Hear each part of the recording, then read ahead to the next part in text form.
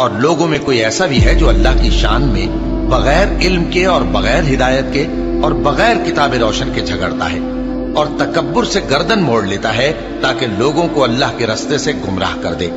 اس کے لیے دنیا میں ذلت ہے اور قیامت کے دن ہم اسے عذاب آتش سوزاں کا مزہ چکھائیں گے۔ اے سرکش، یہ اس کفر کی سزا ہے جو تیرے ہاتھوں نے آگے بھیجا ہے، اور اللہ اپنے بندوں پر ظلم کرنے والا نہیں۔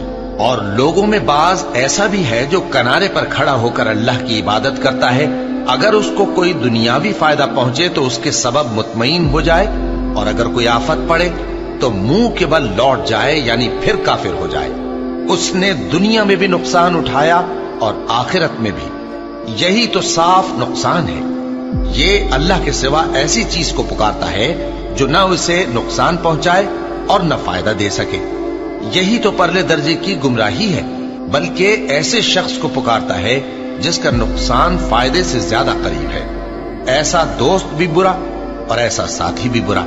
جو لوگ ایمان لائے اور عمل نیک کرتے رہے، اللہ ان کو بہشتوں میں داخل کرے گا جن کے نیچے نہریں بہ رہی ہیں۔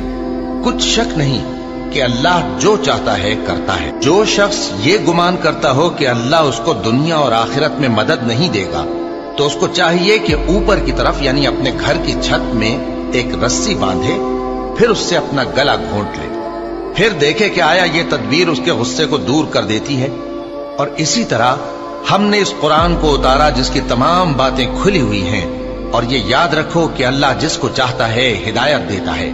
جو لوگ مومن یعنی مسلمان ہیں اور جو یہودی ہیں اور ستارہ پرست اور عیسائی اور مجوسی اور مشرک، اللہ ان سب میں قیامت کے دن فیصلہ کر دے گا۔ بے شک اللہ ہر چیز سے باخبر ہے۔